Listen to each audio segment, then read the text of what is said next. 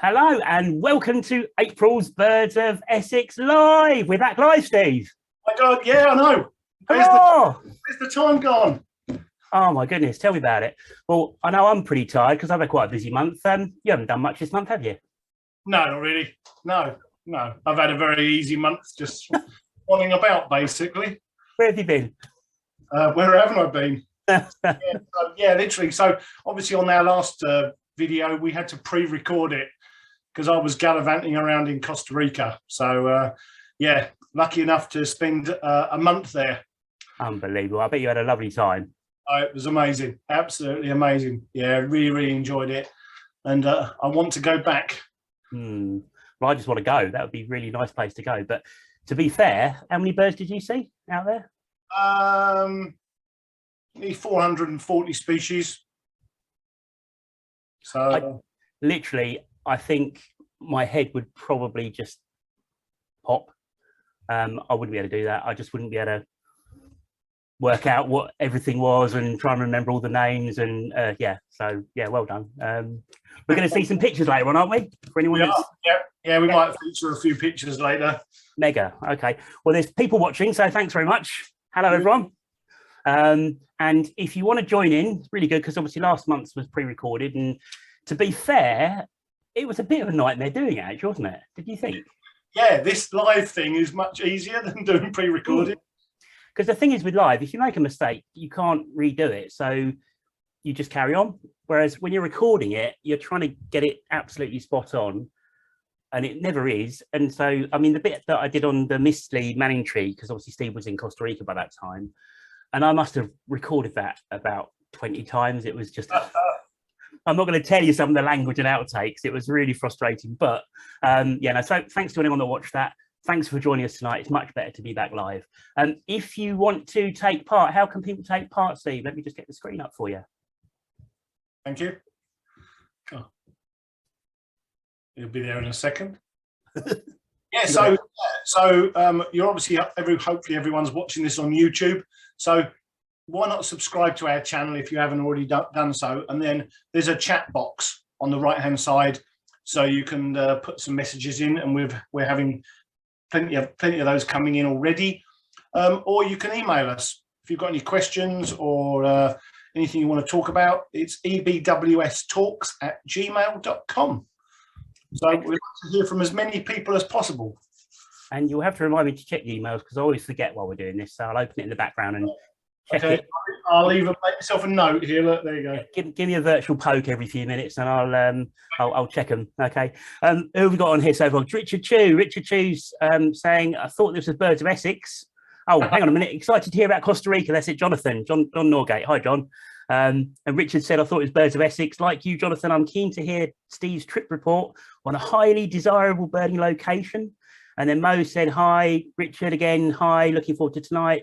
Ron, hello, Ron. Hi, John.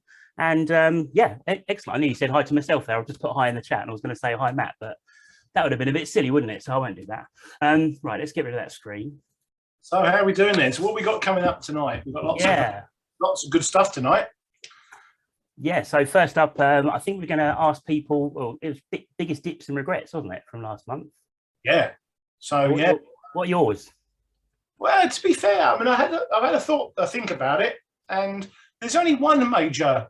I mean, the regret, my main regret is not going to see the Spurn Siberian Accenter 4 or 5 years back.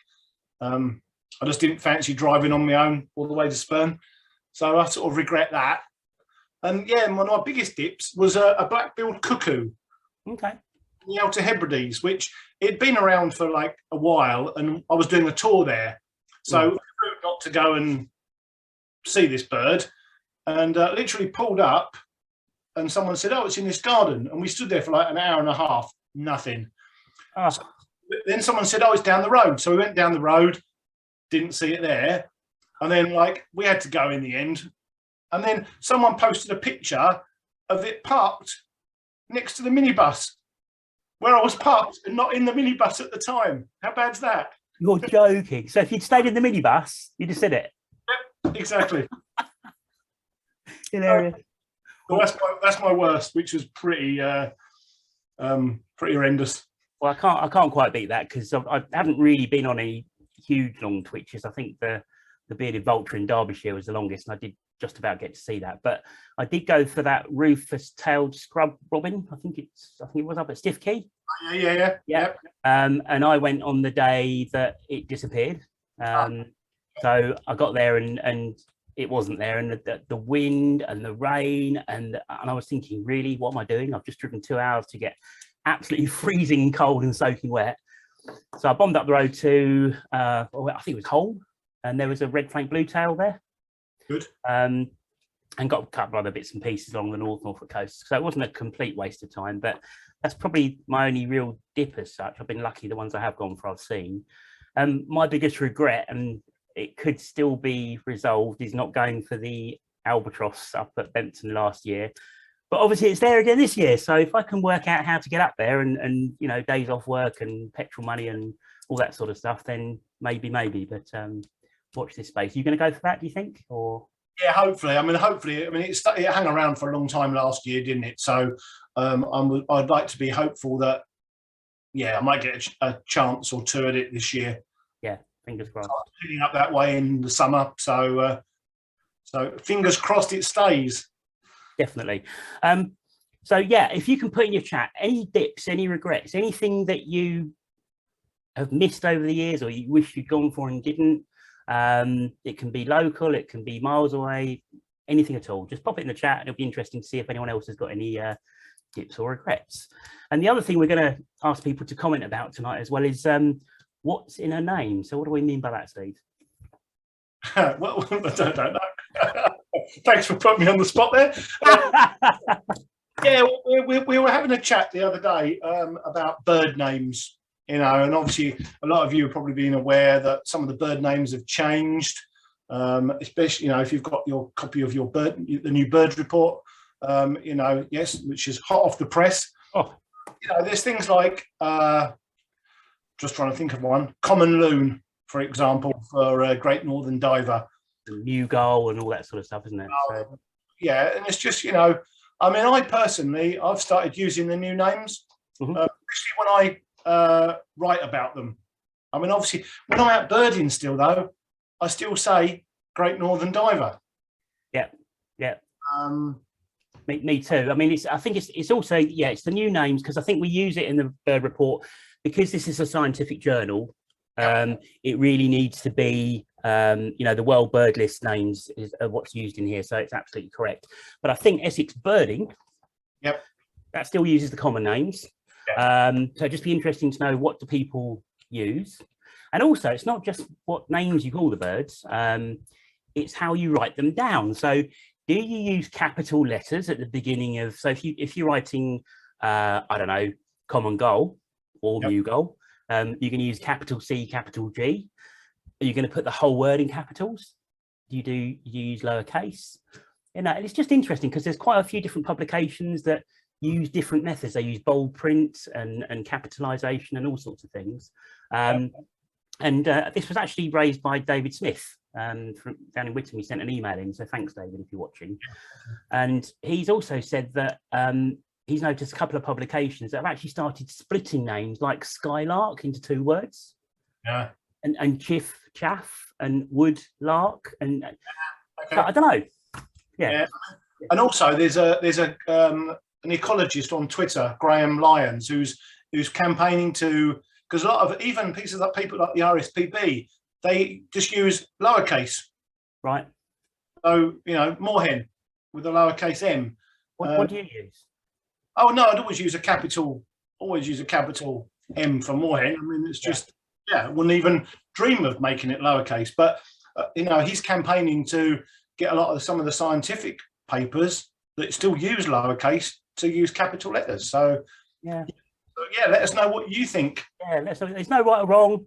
You know, so anyone can do what they want and call birds what they want, and you know, I'm sure there's still a lot of people that use colloquial names for some of the birds, dab chick for little grebe and so on and so forth. What do you think, and what do you use, and what do you do? Absolutely. Anyway, so please get involved, because we missed the chat last month, didn't we? Yeah, we did, because obviously, like, you know, we enjoyed doing these, but the lot of the fun of this is you guys and girls watching at home, you know, we like a bit of feedback. Makes our life a little bit easier as well. To be fair, last month it was just me and Steve talking to each other, and it was like, okay, this is fun, but there's no one interacting with us, So yeah, we love that interaction. Get involved. Brian Cox says hello, evening. Mark now has said you'll find your own Siberian accent one day, Steve. Okay, let's hope so. Well, I don't believe him. He told me I was going to get a white-winged black tern at RG Reservoir, and that still hasn't turned up. And meanwhile, he's very cunning, you see, Mark. He's had a black kite fly over his garden. So instead of going and trying to find it, he just waited for it to fly over his garden. And then today he's actually found a red-rumped swallow up in Suffolk. So that was a really good find. So yeah, well done, Mark. It was really, really good. To go out birding with Mark next time. Definitely, yeah. Or just go and hang around his garden and wait for things to fly over, to be fair. That'll probably work. Yeah, that might be a bit weird, just hanging around. David Smith is out there, so hi, David. John Norgate, the plural of bird's ID is also interesting. Okay. Not sure. What, like hobbies? Oh, maybe, yeah. Oh, actually, yeah. I think I know what you mean. So if you're writing, I saw a pair of hobbies, or I saw a pair of hobby. Yeah, absolutely. Yeah. Yeah, I saw a flock of turnstone, or I saw a flock of turnstones. That's yeah, I like that. Yeah, I like it. Yeah. I don't know what I'd write that. I'd probably use sing deer most of the time, to be fair. I would. Yeah, a flock of turnstone. Yeah. Okay, what do people use? Richard Chu, I use a mix of old names and new names, but always uppercase, such as common buzzards, so capital letters at the beginning of C and B. Lowercase is just plain wrong. Yeah, I agree. Well done, Richard. Yeah. John Clark, always uppercase, but not sure on some newer names. Loon can't be better than diver. Well, yeah. I mean, you're right, John. You know, yeah, Loon is a bit of a. I mean, some of the names have been. There's only a few names that are Americanized. I mean, a lot of the. I mean, obviously, because we're in Europe or the Western Arctic, a lot of the names are either Eurasian or European, or I mean, that's probably that affects us the most. Yeah, but I mean, loon, I must admit, it's a diver. It dives. It's a diver. That's it. Yeah, I don't get that, but anyway. Yes. So while we're quickly on the subject of the bird report, just a very quick mention. We're going to come back to it very briefly later, but this is the new one. Any members out there should have got this by now. It's brilliant. And a huge thanks to new editor Neil Sumner and all of his team of sub-editors. And of course, thanks to Mick Tracy, who gets all the information to start with and sends it out in chunks for people to sub-edit. And big thanks to Andrew Duckett as well, who's working behind the scenes to try and make that whole process work more seamlessly. So well done, these guys this comes out, and the amount of work that goes into this is incredible. It's hundreds and hundreds and hundreds of hours. And I know we all appreciate it. Just want to say a really big thank you to everyone. Absolutely. Yeah, well said, Matt. It looks absolutely stunning, and full of information. So if you want to know about what's been seen in 2020, if you're not a member, join.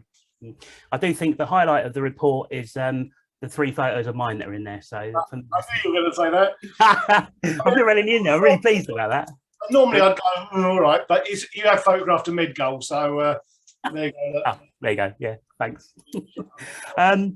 Right, apologies and mistakes. We haven't got any, I don't think, because no one was watching last month. Yay! Perhaps we should do this pre-recorded more often. Yeah. Okay, so that's that done. Tick. Right. Conference. We had a conference, didn't we? Well, some of us had a full day's conference, and some of us had a half day's conference. Yeah. What happened, Steve? Well, so obviously it was the conference on it. Was it the 8th of April? Wasn't it? It's the 8th. I can't remember. I don't know. It was the 9th. It was the 9th. Yeah. So I was due to fly home from Costa Rica on the Friday, so Friday the 8th. But unfortunately, and I've got a little a clipping from the Daily Mail here. Sorry, is it that way? Oh, that way. A plane crashed at San Jose Airport, which meant I couldn't fly home because our flight was cancelled, and we were put up in a very nice plush hotel by British Airways. So thank you very much, British Airways. But it meant that we flew overnight, which meant I didn't land until 7:30 on the Saturday morning. So literally, we got the cab home from Gatwick.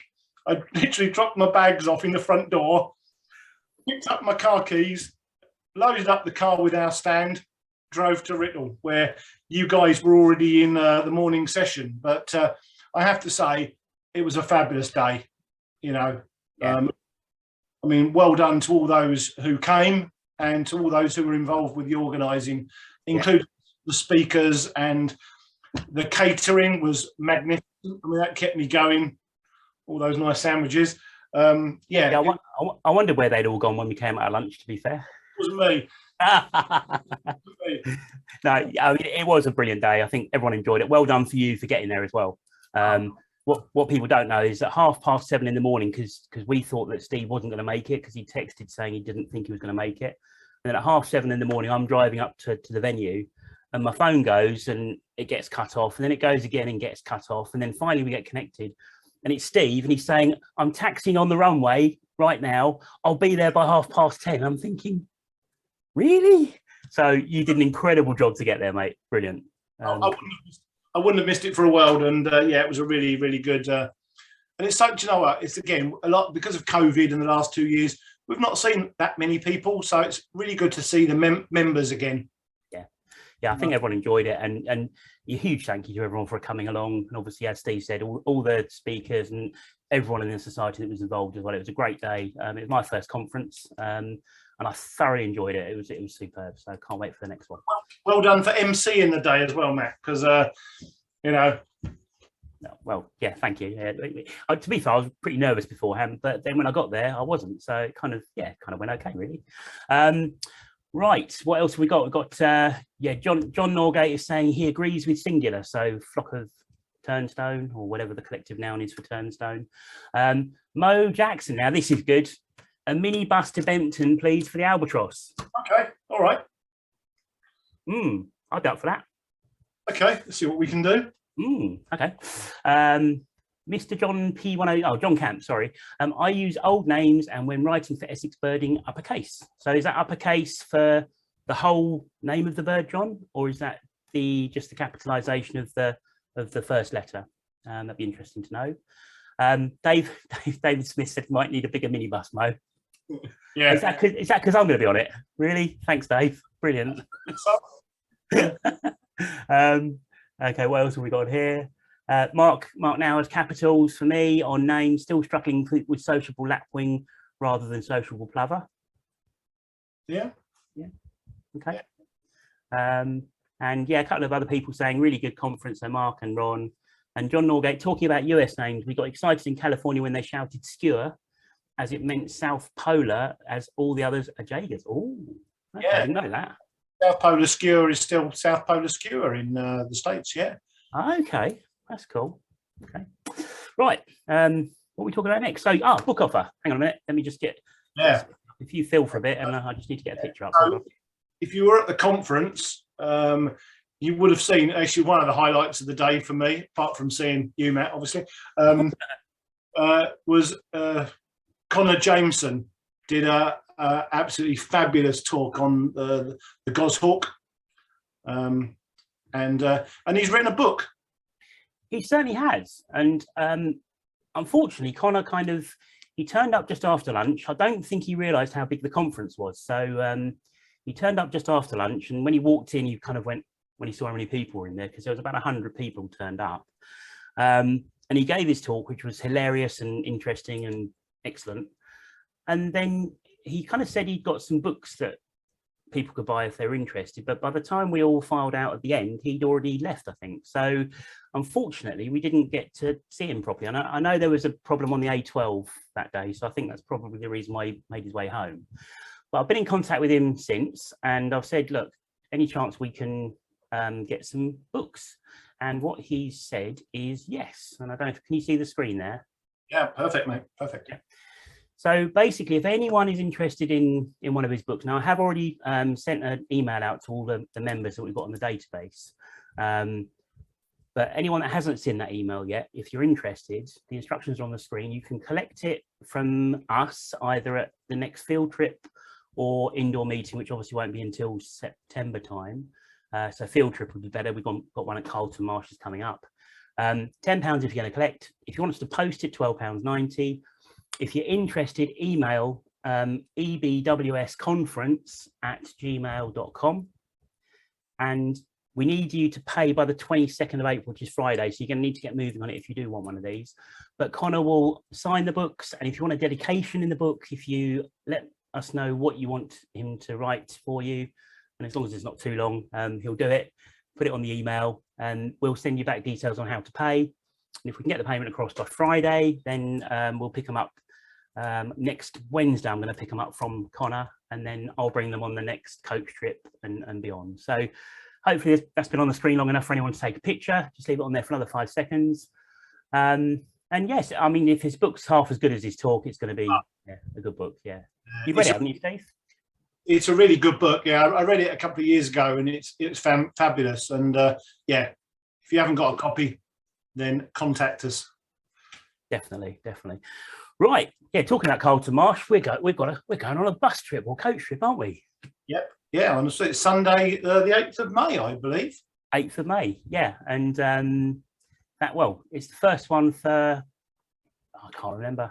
Oh, do you know what? It's the first one since before COVID, I think, because we were hoping to restart them in January this year, but then the new wave of COVID came along, so we had to postpone them. So at last, we're going to get on the coach. Well, sorry, I say we're going to get on the coach. You're going to get on the coach because I'm off somewhere or other. I think I'm in France or somewhere. Or okay. Well, let me just see if I can work this out quickly. So if I maximize that, I'm just going to share the screen really. But yeah, so it's coach trip. It's leaving from Chelmsford, Sunday the 8th of May. Can't get this screen up at the moment, but if you want to come along, we're leaving from 7:30 in the morning from Waterhouse Lane in Chelmsford, which is opposite Meteor Way. There's parking available in Meteor Way. The postcode for parking is CM1 2RL. And if you get there for 7:15, because we're going to leave at 7:30, there's pickup available in Stanway if required. So anyone that lives in the Colchester area, if you can let us know that you want picking up, and there'll be a pickup opposite the Swan Public House on London Road in Stanway. If you're interested, you can email Jerry at jerry2johnson@aol.com. So that's Jerry, Gerry, 2 Johnson@aol.com, or you can phone him on 07775 663 166 or send a text. I think the coach is kind of, there's a few spaces left. So, you know, if you want to come along Carlton Marshes, please do. It's a great site. I'm just looking while I'm talking because I did have a site map somewhere. Oh, here we go. Right, hang on. So we went there. Sorry, go on, Steve. Fabulous place. If you've never been before, then this is a perfect opportunity to come along. Yeah, that's what I was looking for. So, yeah, basically, it's fab. I mean, do you want to talk people through this map, Steve? Yeah, you probably want to scroll down a little bit to the. There you go. Hang on. Yeah, that's it. Yeah, so you go right to the bottom first. Yeah, so the visitor centre's in the bottom right-hand corner where the mouse is there, and the Suffolk Wildlife Trust got a huge lottery grant to develop the reserve, and there's new hides, there's new scrapes. Yeah, it's beautiful. It's really good. They've got a fantastic visitor centre as well. Does really nice cake as well. I knew you were going to say cake. I thought any second now, cake's coming up. Yeah, exactly. I'm nothing but predictable.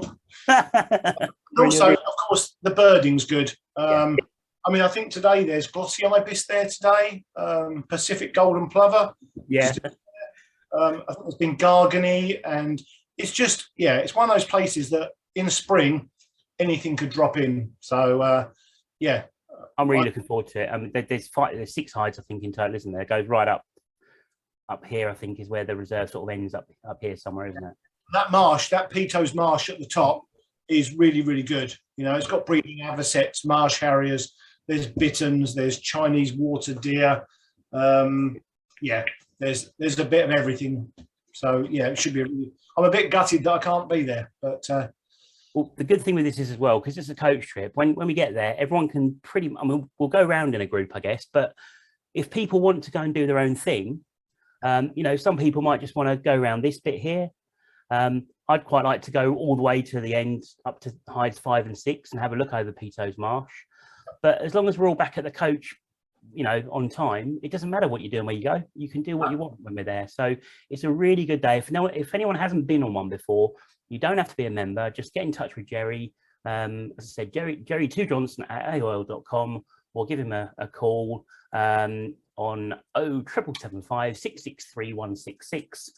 And please come along. It's going to be brilliant. And for anyone that did receive the email, I'm an idiot. Apologies. I put there's an American golden plover there, not a Pacific golden plover. So yeah, there you go. But let's gloss over that, shall we? If we're using the old names, it would have been called Lesser Golden Plover. So oh, okay, all right.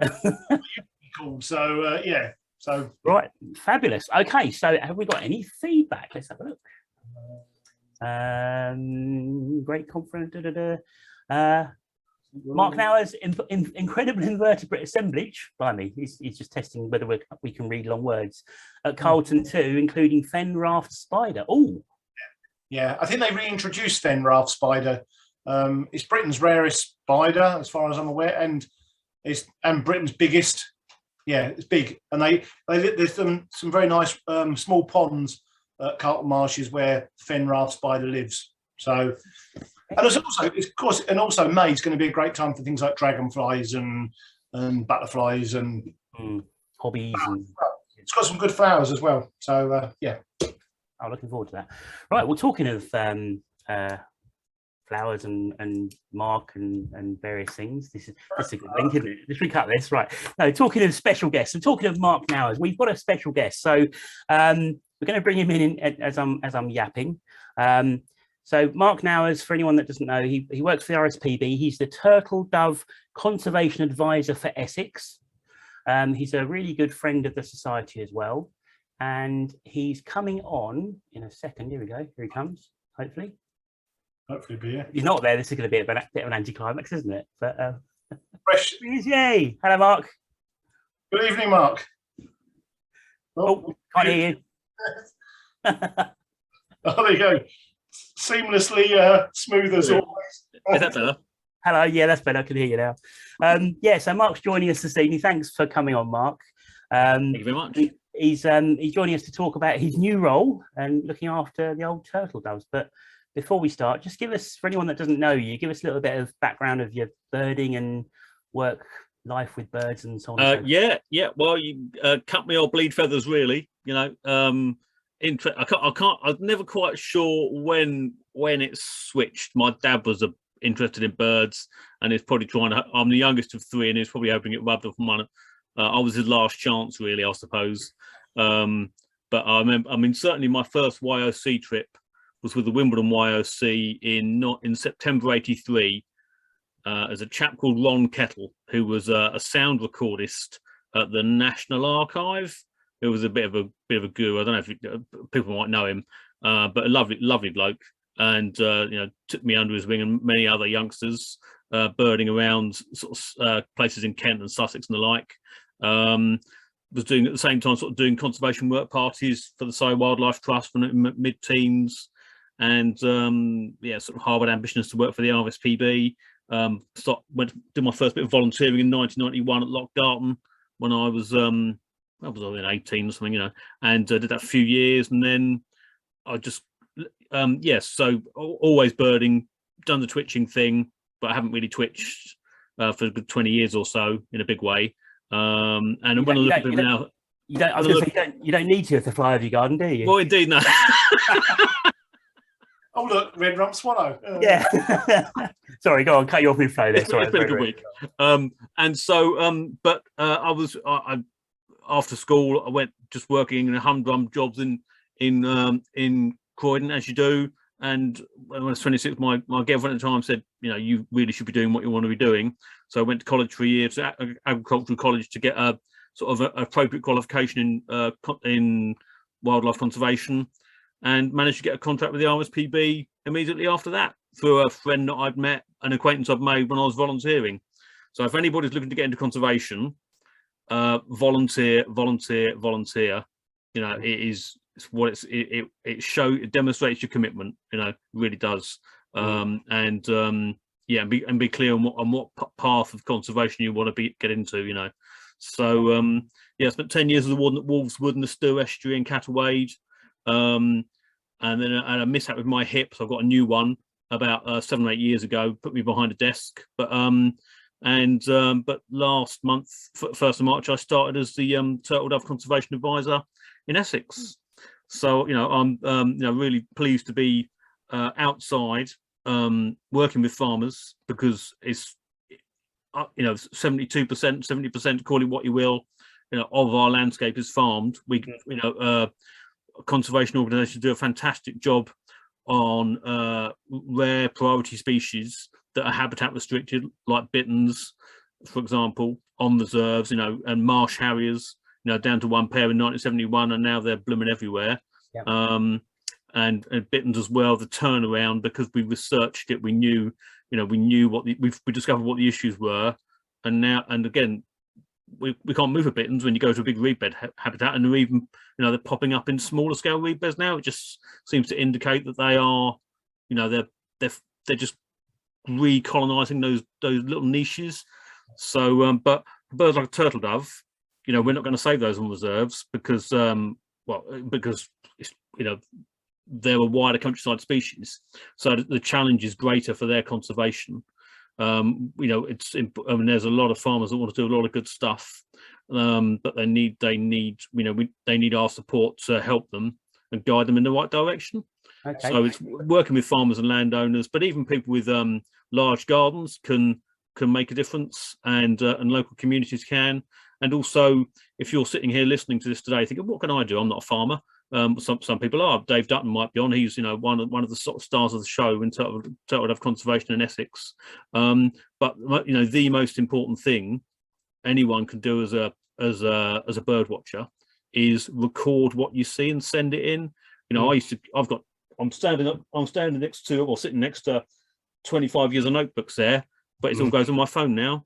I know it's literally, I'm bird tracking or birding, and I know it's going up the pipes and it's getting recorded, and conservation organisations control that data and target their conservation, because without that knowledge that individuals have on this call now, because you have knowledge, you know, you might think, okay, I've heard, you know, every yellowhammer, every nightingale, every bird of conservation concern you see or hear, stick it on eBird or Bird Track, or of course EBWS, forgive me, you know, sorry. Yeah. But it's got to get up there, for us to target our efforts. Okay, so there's some stuff being done kind of in Europe as well, isn't there? So just briefly touch on what's happening over there at the moment, because I think everyone's, myself certainly, and possibly naively, but you know, we think that one of the huge problems that we've got with turtle doves is obviously hunting, but that's kind of being addressed at the moment, isn't it? Well, it is. So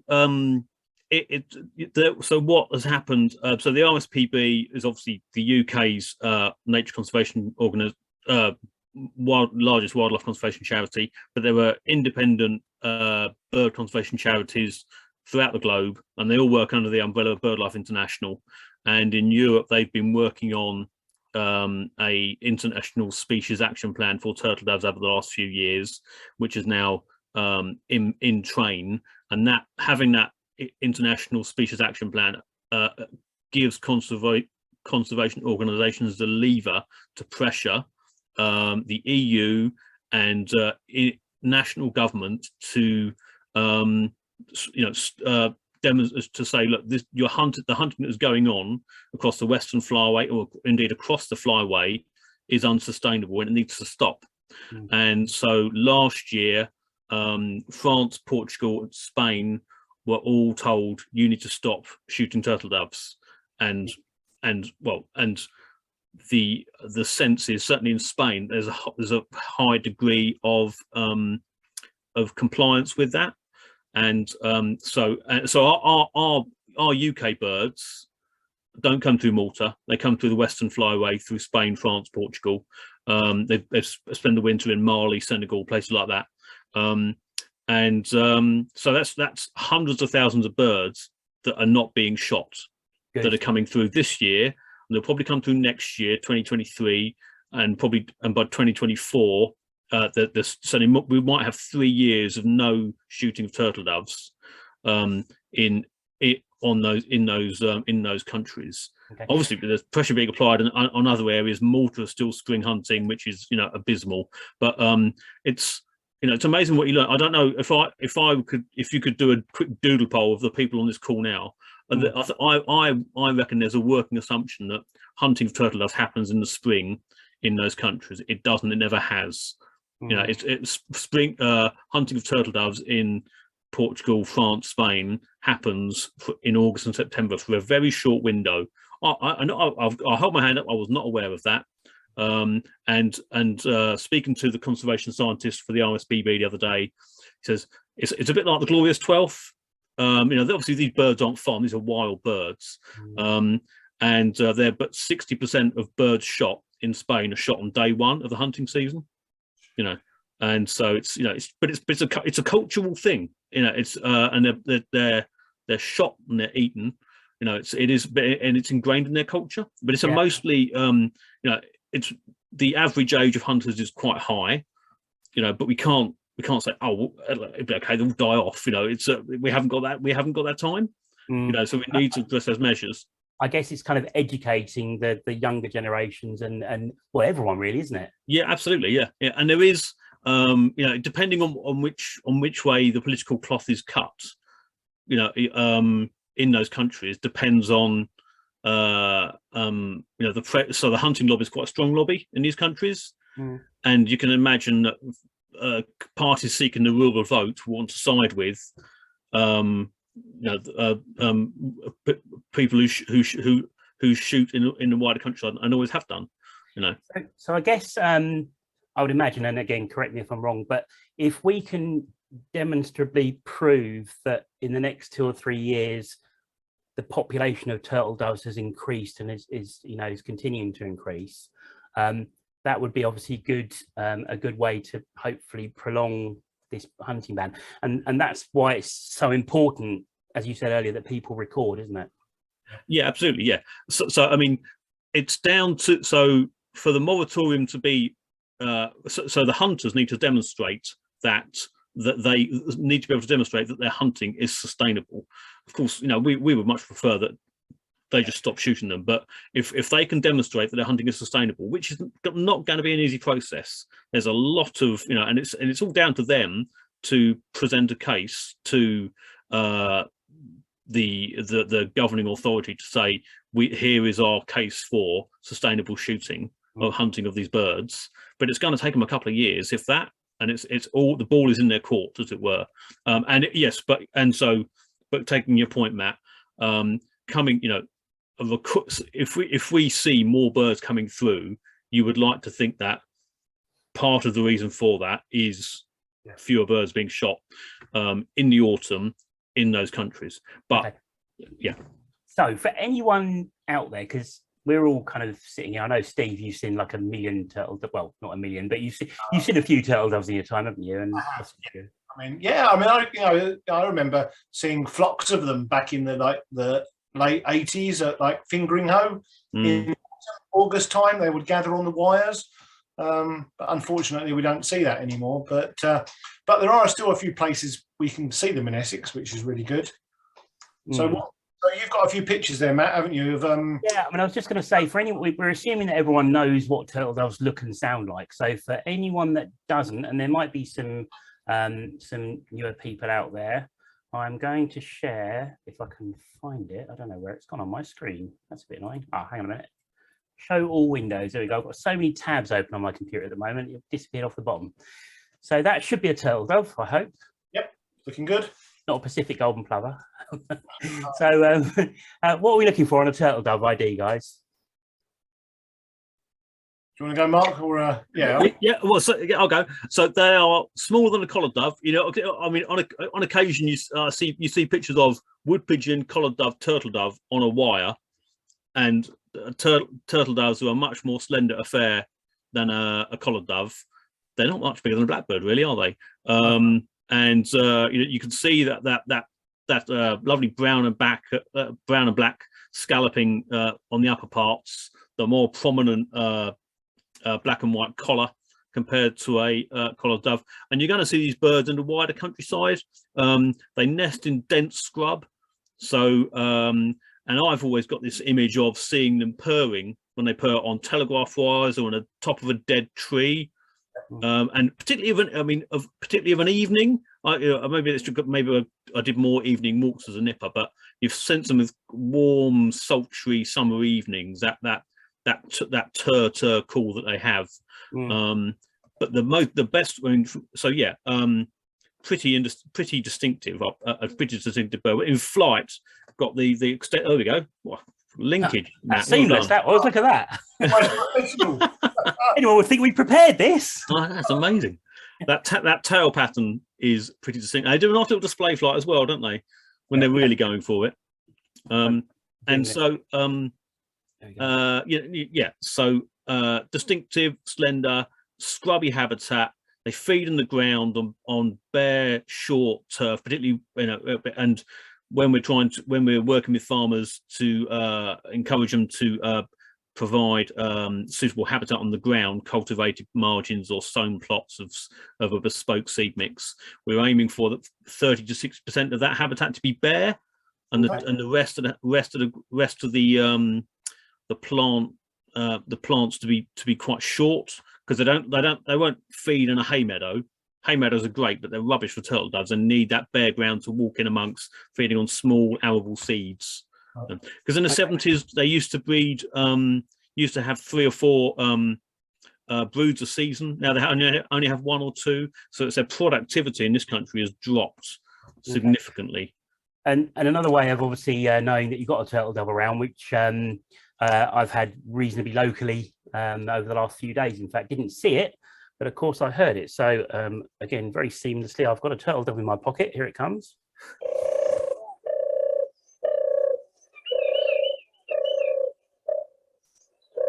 And it's just that tradition. It's just that purring. I mean, to be fair, it's a beautiful sound, isn't it? It really is. Yeah, very much so. I remember when I was a kid, I used to live out near Wicks, and there was a kind of a wood yard right behind the house we lived in, and there were tall trees, and there used to be turtle doves in the trees there. So I'd be in the garden, and I remember them purring when I was a child. And didn't think anything of it at the time. It was probably one of the things that got me interested in birds, when I was so little, because my mum was always pointing out stuff in the garden. But yeah, now you've got to kind of hunt to go and see them in Essex. So there's a PDF, isn't there, on the RSPB turtle dove? Well, it's on the Save Turtle Doves website. We've got, because it's the work we're doing is a partnership with us, Pensthorpe, Natural England, Fair to Nature. Who else is there? There might be 4 organisations involved in the RSPB. Yeah, so there's saveturtledoves.com. There's various links. There's what you can do for conservation advice. Have a read of that. Gives you a bit more detail. But as I mentioned earlier, if you've got a large garden, if you've got turtle doves nearby, you can do what we're encouraging farmers to do in terms of providing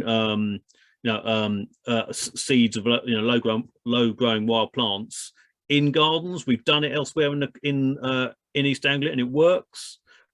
These birds will find them, because they won't. These turtle doves aren't site faithful like nightingales. Who, the nightingale I heard this morning singing in a bush was probably the same nightingale singing in the same bush last year. These birds, if they will nest in one place early in May, say, and clear off and breed 5 miles down the road in July, maybe further. And what's critical is that they have access to food, access to water, because eating a lot of seed is a pretty dry diet, and need ponds or even farm reservoirs or troughs. This is bare ground habitat there, and dense scrub. And because the youngsters will only fly a few hundred meters in their first couple of weeks, we want a combination of those 3 features in close proximity. So when we go to farms and offer advice, we say, okay, you've got nesting scrub here, you've got a pond here. This is where we want you. We recommend you put a sown plot or a cultivated margin. Okay. So combination of 3 things. Brilliant. So if anyone wants us to I mean, obviously that a PDF is available for download from the internet anyway. But if anyone wants us to send them that PDF, because it's got lots of really useful information on it, if you just drop us an email to the ebwstalks@gmail.com email address, and we'll just send it back to you as an attachment. And Mark, were you saying that you had some more information for people with sort of larger gardens and stuff that you could always? Yeah, if after my shameless plug there, if people think, oh, I've got a large garden, you know, like I've got a few acres, I haven't, but you know, and I'd like to do something, then you know, because particularly if you know you've got birds nearby, because quite often, you know, and certainly in parts of the country, parts of the county where we're working, we find it, our conservation scientists are tagging birds with radio tags, and they found 2 or 3 nests there in people's gardens, at the bottom of their gardens in scrub, and these people don't know they've got them until we knock on their door and say, excuse me, could we look at your turtle doves in your back garden, please, so we can find the nest. So, you know, if you know you've got them and you've got a large bit of land and you want some advice, and we can even provide the seed probably because it's a specific mix that you can sow. You know, literally it could be just the size, you know, of, you know, like a 10 by 10 square, like a allotment plot, you know. Okay. Yeah, doesn't it? That's a good. I mean, if anyone's actually, this is stupid. It's just popped into my head like most stupid thoughts do. If someone had an allotment that they didn't really use an awful lot, could they turn an allotment into potential turtle dove? That is, you know, there were so many opportunities for us, you know, but there's just one of me. You know, I'm desperate to build a team of volunteers. You know, I mean, the model is, you know, I mean, the RSPB, we do an awful lot. You know, we've got 1 million members, we've got 12,000 volunteers, but we need, we can't do it all. We have to, you know, I hate saying no to people, but I have to be effective and targeted. But there's so much knowledge out there, so much expertise that we could draw on.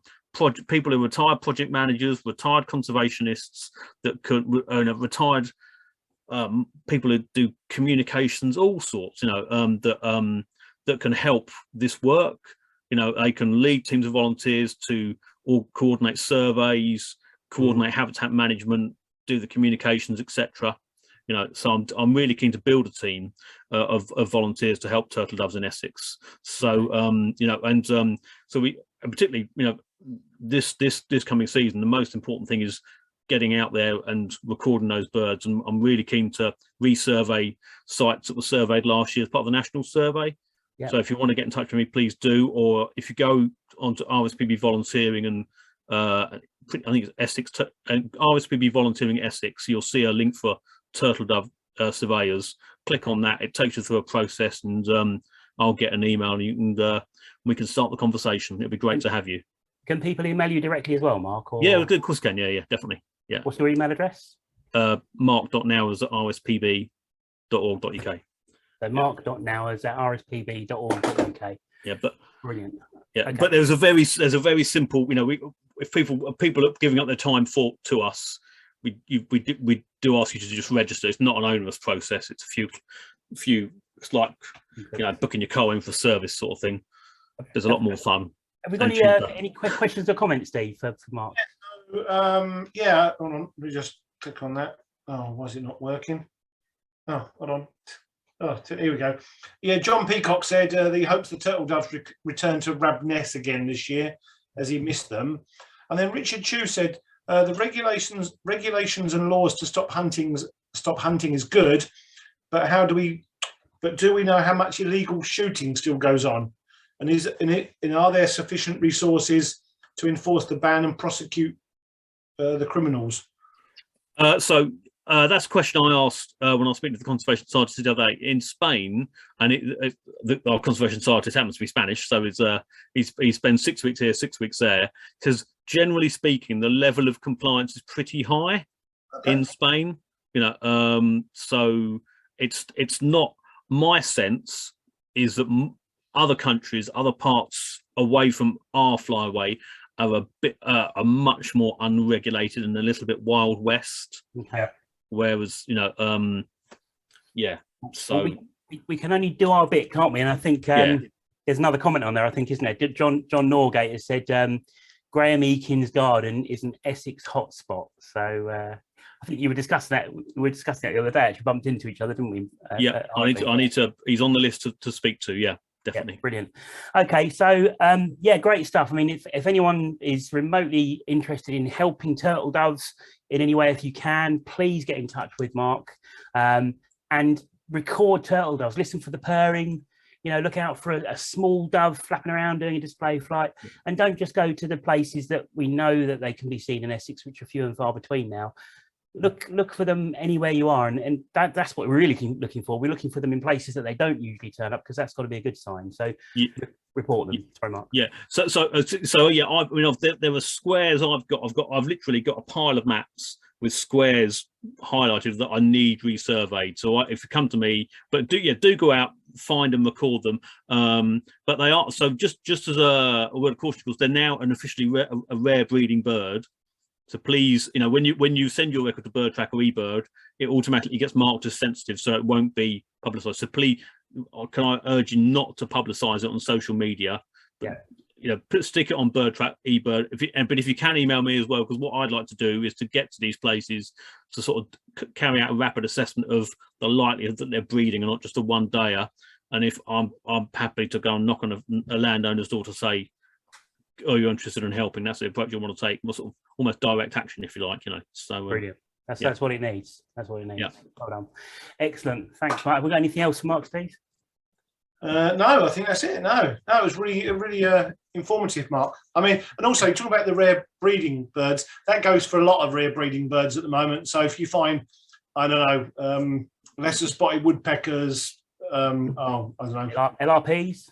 Yeah, LRPs, Chessy Warbler, Marsh Harrier, black-neck grebes. Just please be aware where you're putting it. If you're putting the information out, don't say where you've seen it, because you know, these are very. You know, even people that share photographs on social media, just put, you know, what the species is, but don't put where you've seen it. Good point. Yeah, good point. Right, brilliant. Okay, so thank you very much indeed, Mark, and hopefully that was useful and helpful to people out there, and we can get some lots and lots of turtle dove sightings and lots of gardens with turtle dove crops growing in them. And absolutely. Matt, Steve, I appreciate your time. It's very kind of you, and thanks for everyone for listening. And I'll see you out there. Yeah, good luck with that rarity finding. Yeah, thanks for coming on. Sorry, what was that, Steve? I said good luck with your rarity finding. Yeah. Crag Martin on Sunday. Oh, okay, that's good. I'm still waiting for my white wing black tern. Oh, right. Cheers, Mark. Thanks, mate. Bye. Take care. Bye. Oh, that's fabulous. That was really good. Yeah, fantastic. I mean, turtle dove is one of those sort of, it is an iconic species, you know. We all do love to see them and hear them, you know, and it'll be a shame if we do lose them. So, so get out recording. Yeah, I mean, wouldn't it be nice to be able to see turtle doves more frequently rather than having to go and try and see them, if that makes sense? Yeah, absolutely. Yeah. Brilliant. Right, we're going to have a break for a couple of minutes, if I can find the breaky thing. Hang on a minute.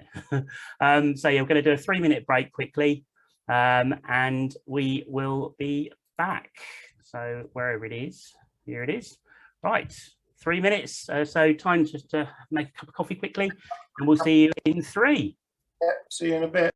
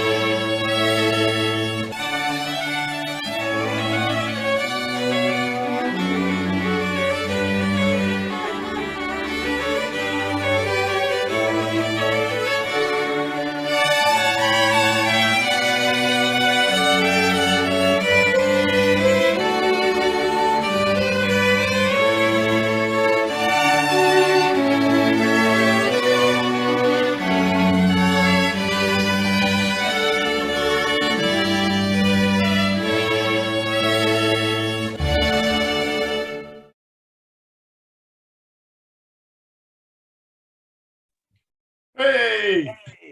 I wasn't sure whether the music was on a loop or not. I couldn't remember. And I thought, I'm sure it ends in a minute. And I thought, I'll put my video on ready. And then... I was gonna do a new one of them. I just didn't get the time, to be fair. So I have to stick with that old one. But there you go. It's just good to get a quick break and go and grab a drink of water and stretch legs and stuff, isn't it? So, yeah. So welcome back, everyone, hopefully. Fingers crossed. You haven't all left us. So, second half, it's not going to be quite as long as the first. Where have we been and what have we seen? So I'm going to go first with this, if that's all right with you, Steve. Absolutely, mate. Absolutely. I'll rattle through a few very quick pictures. So what have you been up to? Well, I've been off gallivanting around. Well, can you see that? Hopefully. Hopefully. Oh, that's nice. Yep. Okay. So I had a little day trip with Jan Lewis, who's maybe watching tonight. I'm not sure. He may not. But if he is, hello, Jan. And we went up to the Brecks and we spent a lovely day going around some sites in the Brecks, and we saw nuthatch and we saw marsh tit. Got some nice views of those. Lovely. And then I was driving from one site to the other, and I'm driving as I am, kind of looking out the window up at the sky, looking for birds, and Jan's kind of cowering in his seat and looking through his fingers and hoping he's going to survive to the... He's obviously not travelled with you before then. But in between his fingers as he's cowering, he all of a sudden he shouted out, "What was that?" And I'm like, "What was what?" Looking up at the sky. But no, seriously, he spotted a bird as I was driving. He spotted a bird dashing into a field to the side of us, and so it pulled up and looked across, and there was a red kite, and it was flying quite low. So got out of the car, and it turns out that it wasn't just one red kite; there were 3 red kites. Wow, look at that white bottom bird upside down. I know, and these 3 red kite, they were tumbling around and just playing in the air, and it was fantastic to watch them. Really, really good. So that was a real highlight of the day, just spending a few minutes watching them. And luckily, the place that they were, there was actually a little pulling point directly next to the field that they were doing this over. Otherwise, we wouldn't have got to see them. So that was fabulous. And thanks again, Jan, for spotting that, because I was concentrating on driving and wouldn't have seen them. Then locally, so it's been stuff coming in, really, hasn't it? Sort of spring stuff, summer stuff coming through. I think I had 17 year ticks in the space of 2 days last week, which was ridiculous. Nice. But earlier this month, there was a pair of gargany on the star. You can see the male and female bird on the left here. It's quite interesting because there's a pair of teal to the right, and I just quite like the way you can compare the coloration of the female gargany, even when she's at rest, to the female teal, and there's just that overall difference in coloration. It's a different marking on the chest feathers and so on. So that was quite nice to see them. Got the lovely stripe on the male there. Obviously, LRPs, little ring plovers, they're back in various locations, as we'll find out shortly, and it's nice to catch up with them again. Yeah, absolutely. That's beautiful. Swallows back. Not a red rump swallow, unfortunately. This is a plain old barn swallow, I'm afraid. But swallows back up my local patch at Ardley, along with sand martins. So again, it's just great. That time of the year, you're waiting for your first one to come through, aren't you? Yeah. The last days, I've seen quite a few people mentioning the fact that they haven't really seen many hirundines the last week. So, you know. Yeah. I mean, I've seen that as well. So. Are they a bit late, do you think, or? Yeah, I think there must be. I don't think the weather's particularly good in southern Europe at the moment. I know certainly this weekend they're talking about a lot of rain and stuff. So maybe they're just held up. Because it was that nice weather sort of a week or so ago, wasn't it, in the southerlies, and it brought a lot of stuff in. Yeah, that's where those birds have come in from, and I think there's still birds to come. I bumped into Mark actually at Ardley Reservoir yesterday morning, I think it was, just by chance, and we were chatting for a couple of minutes, and as we were talking, a couple of common terns literally dropped into the reservoir. I hadn't seen them there yet this year, so they literally turned up as I was talking, which that's really exciting, because I always think, have they just come off the back of a massively long journey and dropped in behind me? It's just a brilliant thing. Yeah. So yeah, sand martins, black caps singing. Lovely black caps singing away, and a couple of males were chasing each other around a tree and trying to establish territory. So managed to snap a pic of one of those. Common sand, had a common sandpiper, first of the year. That was yesterday, last night, which was nice. Not a great picture, but it was a long way away and a bit dark and so on. But great to see them back on site. And then as I was driving home the other night, there was all this commotion going on in a field to the right of me, and there was all these corvids swooping around, and I looked across as I'm driving, as I do, as Jan knows, and there's a big bird in the field. So obviously I pulled over and wound the window down, didn't want to get out of the car because I'd have scared it off. As luck would have it, I had my camera on the front seat of the car, so I managed to pop the lens out and take a couple of photos, and this lovely common buzzard. And I thought, well, I'm pretty sure it's on a rabbit, I reckon, but 100% certain. So I said, excuse me, Mr. Common Buzzard, what have you got for your dinner? And he was good enough to show me, and flew off holding this poor little rabbit. But yeah, you know, obviously the rabbit's lost, but hopefully the buzzard and the buzzard's family's gained. So that's the first time I've ever seen that, actually. Buzzard on the deck with a rabbit. Yeah, nice. Yeah, I've not seen that for a long time. Yeah, quite pleased with that. Nice flyby of a Kestrel up at, I think that was up at Holland, actually. I've been up to Holland Haven. That's nice. Well, they're I think they breed in the area somewhere locally up there. Won't say exactly where, but I think they're doing okay. You know, I've seen a couple of breeding pairs of Kestrel recently, showing activity. So good to know they're doing all right. Yellow wagtails are back. This one's taken at Abberton, just from the billet screen. So I mean, when you scan a meadow for a yellow wag, it's like you've got green, green, green, green, green, and then there's this splash of yellow. It's like boom! It's brilliant, isn't it? Really good. A little bit of happiness in a meadow. Wheat ear as well, same time, same place. So nice to see wheat ear back, first of the year.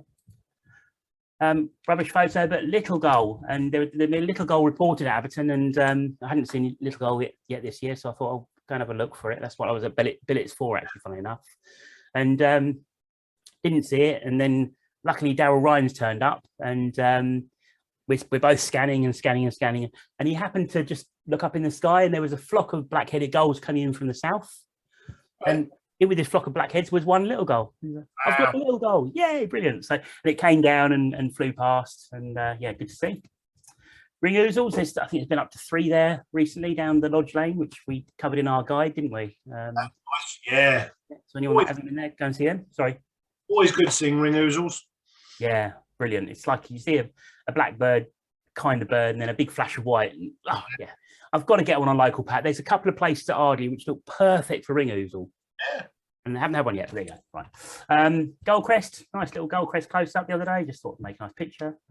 They're always fun little birds, especially this time of year. That looks really weird because its feet don't look in sync with the bird. Do you know what I mean? Well, the one at the bottom, yeah, because you can't see its leg. Yeah, its leg must be like really long. Yeah, it must be like stretched out like that, I reckon. Yeah, that's brilliant. I love it. Yeah. Anyway, what you don't know is that I'd actually glued it to the branch so I could get. No, I didn't really. No, I mean it was such a feisty little thing, and I think it's again this time of year they're obviously they're looking to breed and establish territory, and they just become that little bit bolder, don't they? And they come and have a look and see what you're doing, and yeah, made a nice picture. San Martin's back, obviously, as I said before, and this one they're back at one of the local sites and nesting or burrowing away in the cliffs already. So nice to get a good view of them. Nightingale, got my first picture of a singing nightingale this year. Not a great one, but always nice to see. And I was with Tina actually, and we could hear it singing, and I couldn't see it. And I said it's over there somewhere. It's it's in this tree. And I'm scanning with the bins. And Tina, she didn't even know what nightingale looked like. And then she said, "There it is."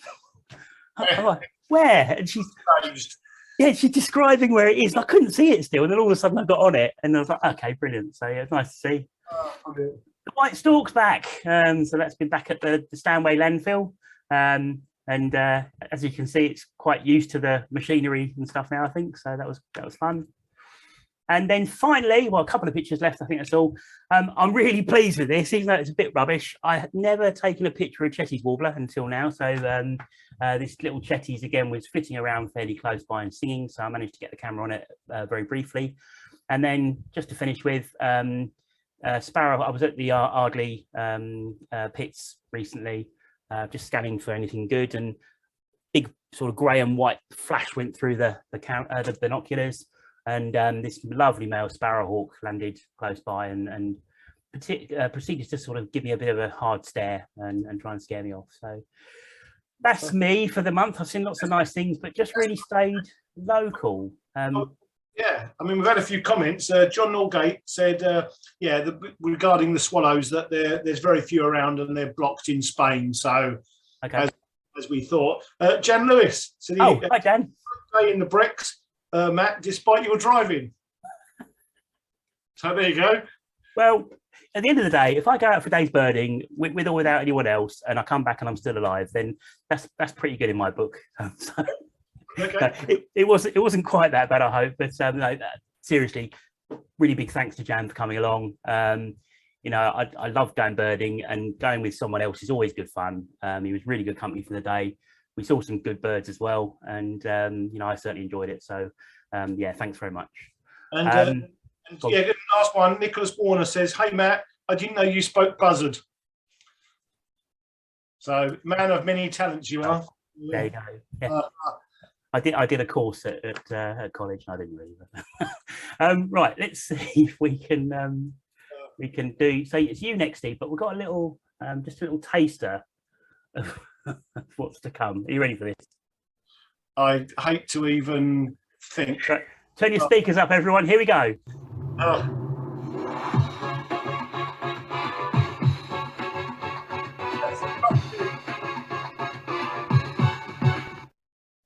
Oh, that's just. I can tell there was no expense spared. You wouldn't believe it when I said that took me about 3 minutes to do, would you? Do you know what? No. I'm shocked. I'm shocked by that. It looked like about 30 seconds, didn't it? Yeah. Okay. Well, so yeah, my Where have you been, Steve? my monthly roundup does consist of a Central American country. So I've got a few. I mean, I've got, obviously, you know, it's not all. It's the birds of Essex tonight, so it's not about it's not about me. But I have been out locally as well, so I'll whip through. I've just got to work out how to share screen. So I haven't done this for ages. There we go. So yeah, so yeah, I was lucky enough to spend a month in Costa Rica, so doing 2 tours back to back. And this is one of the birds that everyone wants to see, which is the Resplendent Quetzal. Absolutely fabulous bird. Lives in, feeds on avocados, wild avocados. So yeah, really smart bird. So we had really nice views of those. And if I can get the mouse to work, and here it is. It's not the most best shot in the world, but you can see these long feathers. Lovely. Everyone thinks it's his tail feathers, but it's actually not. It's feathers like it's on his back. Okay. It's actually you can see the tail just sort of finishing about here somewhere. But it's got these very long sort of feathers down its back. So that's like the #1 bird that everyone wants to see, and we had some fabulous views of those, as well as lots of nice colourful birds. So as well as, you know, we like your buzzards and stuff, Matt, and you know, these warblers, but you know, this is up a different notch. This is Kill-Bill toucan. So yeah, Costa Rica is just geared up for birding and bird photography, so you can get some fabulous views. That looks to me, right, if I had children and I had like a blank piece of paper with an outline of the bird, and I painted most of it in black and then gave a paint kit to my kids and said, paint the rest. It's like what they do. It's amazing. Yeah, the colours are stunning. And like you say, when you see these for the first time, it's like, oh, crikey, you know, it's just, yeah, pretty phenomenal. Yeah, Kill-Bill toucan and the old Scarlet Macaws. So we're probably used to seeing these in the zoo or in bird parks, but these are pretty numerous on the Pacific side of Costa Rica. And obviously, yeah, few owls. This is a ferruginous pygmy owl, very similar to our little owl, actually, but always nice to see. And if you're into birding and photography, like the hummingbirds are stunning. So this is a fiery throated hummingbird. I took an awful lot of pictures to get this one shot, feeding on a fuchsia. Beautiful. Absolutely, yeah. I mean, I took 33,000 photos in the month. So I've just been busy sorting them out. So that's busy. And here's a fiery throated hummingbird. Oh, Well, it's got its name. These lovely sort of metallic feathers. So yeah, lots of hummingbirds. How close? I mean, hummingbirds are obviously pretty small, yeah. So Yeah. they must be, you must be able to get quite good views of them. I mean, if you look on our swallow birding Twitter page or on Facebook, I posted a video that I took with my mobile phone, literally 3 inches away from a hummingbird. Oh, it was just sat there, and they buzz past your ears, and literally you can hear their wings as they fly past. wow. This is a scintillant hummingbird, but the colours are just out of this world. And another hummingbird. This is a white-necked Jacobin, but they're absolutely just phenomenal birds. But of course, not all birds. We saw red-eyed tree frogs, which are quite an iconic species of Costa Rica. I love that picture. Yeah, this is from one of my customers, David Preston, that took this picture. But if you look at any publicity pictures from Costa Rica, there's always a red-eyed tree frog. It's like the Quetzal. It's iconic. And some rather big reptiles as well. This is an American alligator. This is about 3 meters long. It's absolutely blooming huge. I bet you didn't take a picture of that from 3 inches away. No, this is about 50 feet away. This was taken from a boat. But literally, and the boatmen call them. They've got all names for them. This is Shakira. This one. Oh, okay. Apparently. Fair enough. So, and then the odd snake. This is an eyelash pit viper. Poisonous, but it's beautiful yellow snake. I was going to say the snake's colourful, isn't it? It's beautiful. Yeah, I mean, obviously some of the snakes are very dull and drab, but this is one of the brighter snakes. And then obviously the poison dart frog. Yep. Which again you see in the zoo and places like that, and some nice bats as well. These are Honduran tent making bats. So really nice. Are they young ones or are they adults? No, these are adults. Oh, wow, okay. They nest in a palm leaf, and then they eat the central stem of the palm leaf, so it collapses and makes like a tent above them. Huh. So yeah, these ones were just roosting, and we'll finish up because I don't want to see all these. Oh no, keep them going. Seriously, they're amazing. Yeah, 3-toed sloth. So this is one of these animals that everyone wants to see. So yeah, we were lucky to see quite a few of these 3-toed sloths, which so it's brilliant to see those sort of birds and animals outside of a zoo. Do you know what I mean? Because the zoo setting is the only place you're ever likely to see anything like that in this country or Europe. Absolutely, yeah. So yeah, I mean, it is. It's a bit weird seeing like macaws and stuff because like you've seen them in the books, you've seen them in the zoo, and to see them like free flying, you have to get your head around it a little bit. But the fact that they're actually a wild bird rather than yeah. But I have done a little bit of birding in the UK, which will be. I've only got 4 shots. These are from yesterday. I was leading a walk up. Ah, here we go. What a surprise! Surprise! Med-gold slip. Brilliant. Where was this? I was at the Nays in Holland Haven yesterday. Nice. So, lots of med-gulls around at the moment, but this is a nice adult that was on the beach at Holland Haven yesterday afternoon. Lovely. Just greeting you back to the country, Steve. That's what it's doing. Yeah, I mean, I know not everything's colourful, but you actually do miss birding in Britain. I mean, I loved it, in Costa Rica, but there's something nice about coming home and seeing. So nice oyster catcher in breeding plumage over at Holland Haven yesterday. Lovely. And purple sandpiper. Hey. I wasn't really expecting to see these because it's getting quite late in the season. Just going to say that's quite late, isn't it? Yeah, there were 3 on the rocks at Holland Haven yesterday afternoon, so that was quite nice. And like you with the migrants, nice to see. There was Nightingale at the Nays yesterday, and white throats, lesser white throat, first one yesterday, and that's nice sedge warbler singing from the undergrowth. So that was really good. It's nice to catch up with some of the old migrants now. Yeah, definitely. I had a lesser white throat at work today.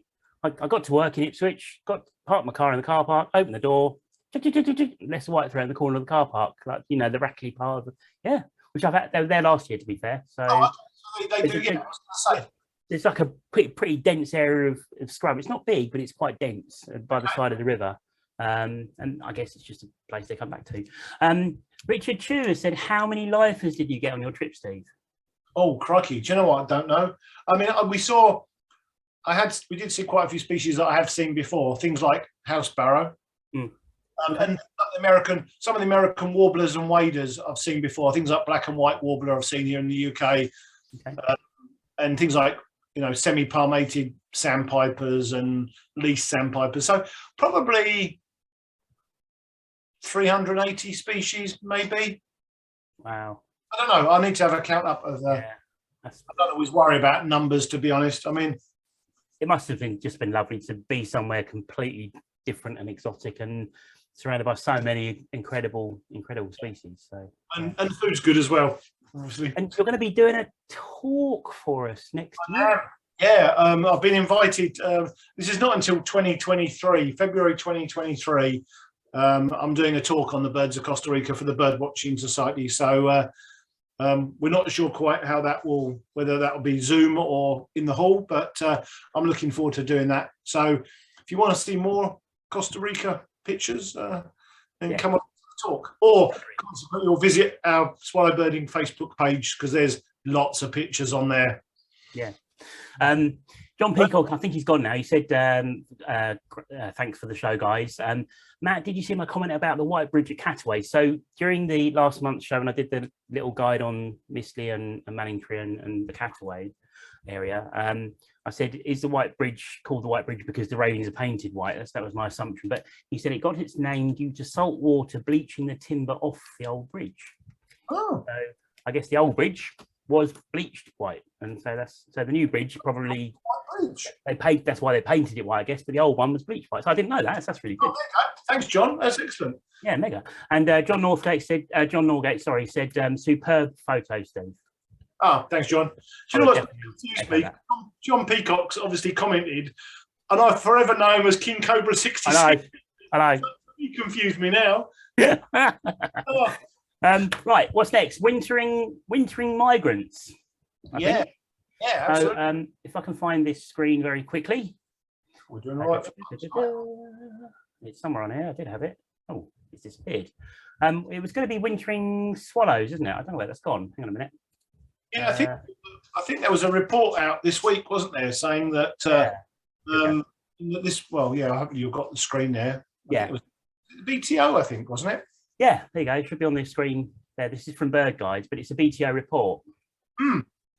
And I think they're basically saying that, the swallows have been sort of staying in Britain, really, I guess, rather than doing that huge migration journey. Not in any huge numbers, but it's starting to happen. So I don't know what are your thoughts on that? Well, I think the BTO said there were 17 swallows that wintered in Britain this year. I mean, it was obviously it's a very mild winter, wasn't it? I mean, we haven't had any snow of such, not certainly in Essex anyway. Yeah, I mean, I saw swallow in January down in Cornwall when I was leading a tour there. Wow. I was going to say it was slightly unusual, but actually, the last few years I've seen swallows in January. Well, there was the Abberton bird, wasn't there, on the 1st of Jan a couple of years ago? It was, yeah, I remember when we were birding and it was like someone said, oh, there's a swallow. And it's like, what? There was a mad rush to see it, I think, at Billets, because I don't think anyone had really seen a swallow on New Year's Day. So I think that was Dave Smith that found that, I think if I remember correctly. I think you're right. Yeah, I think it was. But I mean, maybe we will see more swallows wintering. I mean, it's not unheard of. I guess it's got to be a sign of the kind of climate change and milder winters. And I suppose if you've got enough, it must be to do with food, I guess, mustn't it? Yeah, I mean, at the end of the day, if the food's not there, then they won't be there. But you look at places like sewage works and reservoirs. There's often, if you get a nice mild winter's day, you often see the little insects, don't you, just buzzing around. Yeah, around the hippo. So yeah, I mean, if the food can sustain them, then I don't see any reason why not. I don't know if that's I suppose it's not really a good thing, is it? Because it's a sign that everything's changing, and obviously if they're staying, what's not coming, and what? Yeah. Absolutely.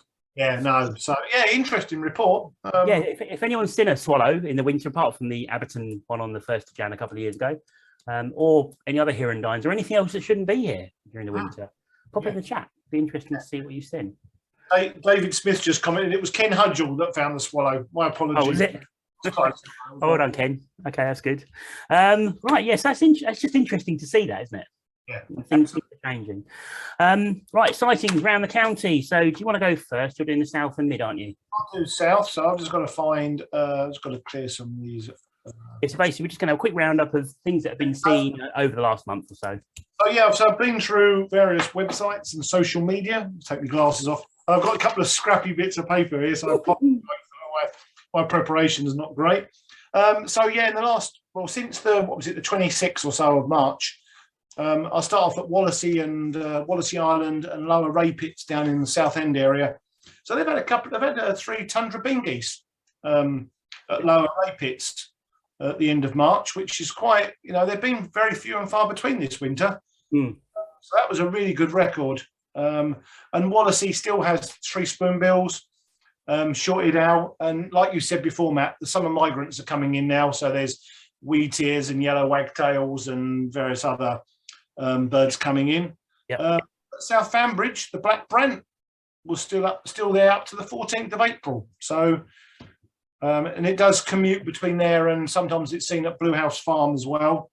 Yeah, and cattle egret there, and that Paul Baker's reported those. And then just moving around to sort of Canvey Island, Canvey Wick is probably the best place now in the south of the county to see nightingales. They've had up to 5 there at Canvey Wick RSPB Reserve. And nearby West Canvey marshes, the first Grasshopper Warbler was heard reeling a few days ago. Nice. And the Grasshopper Warblers are turning up in quite a few places in the south of the county the last week. Two Tree Island had its first yesterday. And there's a few or a couple at Bowers Marsh RSPB Reserve, where there's also been Gargany and, again, other migrants. And what else have we got? Oh, Tilbury. I've got some pictures now. Tilbury. So Tilbury's been pretty good recently. So Paul Wood found this Temmink stint. That was on the 8th of April. So it's quite I suppose it's an earliest date for a Temmink stint, but this bird was commuting between sort of the new scrape at East Tilbury. So if you've seen any of our videos before, you would have heard Steve Swinney talking about the new scrape at Tilbury. So yeah, it's dragged in this Temmink stint. And now I don't think it's there now, but there's one at Titchwell RSPB Reserve in Norfolk. So it's quite likely it's the same bird that's just headed north. Maybe a week or so feeding up at Tilbury, and then going north on its migration up towards Scandinavia. Probably the highlight of South Essex in the last month or so was these 24 white storks. So this was taken by Nick Lay. He took that on when was that? On the 17th of April. So that was Easter weekend, Easter Sunday, I think. That is amazing, isn't it? So presumably these are birds from the NEP, just going one flyabout. But we were talking about this the other day, weren't we, Matt? That normally a lot of these birds that get found get seen somewhere else, but these storks have not been reported, as far as I'm aware, anywhere else in the southeast. So now, if anyone's heard about these storks or seen them, let us know. Is it possible, do you think? I mean, obviously the net birds, there's a theory that they might kind of fly around in their massive areas and pick up the odd bird from the continent. Is it possible that some of these are continental birds and then the net birds have maybe even followed them and they're over in Europe now? Absolutely. Yeah, no reason why not at all. Yeah. Yeah, I mean, they're relatively numerous in France and places like that now. So, yeah, it's well within the... that must be a sight to... I'd like to see that. That would be a brilliant sight. And then we just finish up quickly. Blue House Farm, again, I said that black brant. This is on the Crouch. And still water pipit been knocking around there in the last few weeks. And then on Mersey Island, we just finish up. Mersey's done pretty well recently. It's had ring ouzel. Nightingale, which I'd imagine is quite a good record for Mersey. But and that's also had a pair of Gargany at Cudmore Grove, and there's still Great Northern Divers wintering off West Mersey, so they'll be moving pretty soon, I would think. But and with all these places, a lot of the summer migrants have been reported there as well. Yeah, that's it from me. Mega. Right, well, I'll do a really quick roundup, sort of from Abberton upwards, really. So, first of all, yeah, starting with Wildfowl. You see the, hopefully you see the picture there. So another picture of the Gargany pair that were on the stir. As I said before, nice to see those. There's also been a couple of pair of Gargany at Abberton as well during the month. Also at Abberton, there's been a pair of common scoter dropped in. I think they were just there for one day on the 28th of March, right at the end of last month. That's quite a good bird to get at Abberton. They do turn up from time to time, but not that regularly. And of course, we got LRPs. There's been 4 LRPs, or up to 4 LRPs at Abberton. There's also been a little ring plover seen at the Stir, the Hive in Colchester, and I know it's not quite North Essex, but it doesn't get a mention really. So out at Stansted Airport Lagoons. I've never been there, and I think I might have to take a trip over there at some point and have a look, because it sounds like it could be quite interesting. There's been Wimbrel, so quite a few Wimbrel popping up here and there. But Paul Brayshaw out at Frinton had 31 Wimbrel flying past on the 11th of the 11th of April, sorry. So 31 going past during the day, that's quite a good number.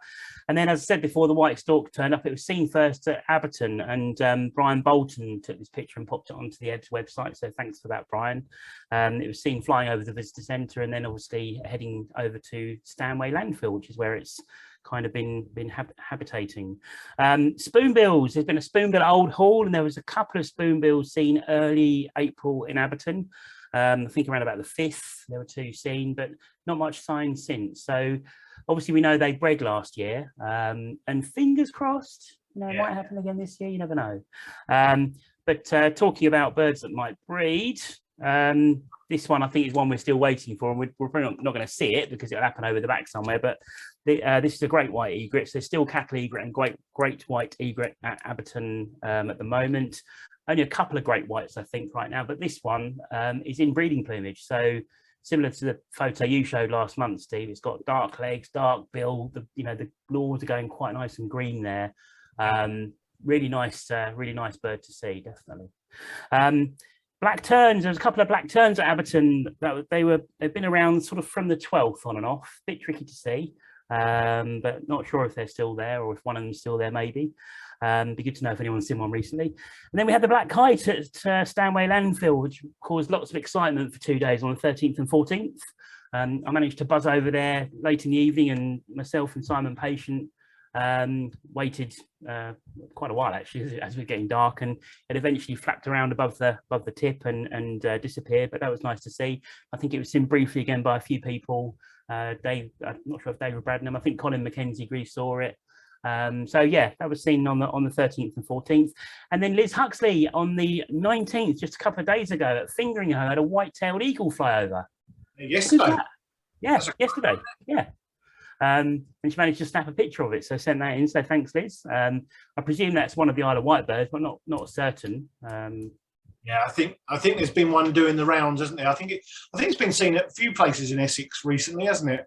Yeah, I don't really want to talk about that because I got a message on my phone the other day saying, just to let you know, the white-tailed eagle flew across Ardley Reservoir on the 17th of March. Great. Yeah, I've still not seen one. So, but at least they're around, aren't they? So I'd love to see one flying across the reservoir, and you never know, maybe it'll happen one day. Talking of big birds flying over a reservoir, Abberton on the 4th of April had an osprey, which is good. And also on the 14th of April, I think you had 4 cuckoos at Abberton, didn't you, Steve? Yeah, just lovely early one morning. They were out cuckooing and flying around, which was good. Yeah, and we've also had cuckoos at various spots throughout the county. And Jeff Biddle kindly said we could use this photograph. And this was a lovely cuckoo. I think this was taken at Holland. It was either Holland or the Naze. I can't remember. Sorry, I should remember that. But it was certainly Holland, Haven, or the Naze. But what a cracking photo that is of a lovely cuckoo. really good. Also at the nays, we've had singles of ring ousel, and of course there was the 3 ring ousel was Aberton that I mentioned earlier, and common redstart at the nays. So Brian Combs managed to snap a picture of a lovely male redstart, and that was fairly early. That was on the 6th of April, which is quite early, isn't it? So yeah. And then finally, the last few days, there's been a Siberian chiff-chaff in Friday Woods. It was picked out by Andy Goody on the song, and I think a couple of people have been and confirmed. So that's quite a nice bird to have. And of course, locally, as Steve said, we've had willow warblers, common and lesser whitethroats, sedge warblers, reed warblers, wheatears, yellow wagtails, and nightingales. So it's springtime and it's great, and all this stuff's coming in. So get out there and get birding and find some and report them on the EBS website. Yeah, please do it. Right. What's next? Any feedback? Yeah, John Norgate come back. He's on 154 for the year, and that's just within 10 kilometres from his house. That's pretty impressive, I have to say. And his latest new bird was a garden warbler, singing a fingering O on Monday. Oh, fabulous! That's good. Add that to the list of yes coming in. Yeah, I didn't. Yeah, there's not been many around. Well, I don't think there's been anything around yet. So, well done. That's a really good one to find. Right, I've got a quick thank you. I'm not going to dwell on this too much because there's quite a lot here. Hold on, just waiting for it to load. But from the piece that we did last month, Claire Ward sent in. I think I took a picture of a swan at Mistley, and it had a ring on its leg. And so Claire Ward and Dave Dutton, funny enough, both kindly sent in the history of the swan. So there's loads of history there, and it's you just notice it's been basically at Mistley, Manningtree, down to Dovercourt for a bit of a holiday, and then back to Mistley. So it's always good to see that people report these birds. And I did say to Dave as well, you know, obviously you see a lot of swans with rings on them. Is it vital to report them? Because I always assume they pretty much stay put, but he said no, they can move around. So they don't know that they move around unless you report them. So yeah, report them. It's good. Jerry sent in an email really quickly, and I think it was about the Albatross. Here we go. Hold on. Yeah, so the Bempton Albatross, it comes and goes out to sea for 4 or 5 days at a time. So you may require more than 1 day there.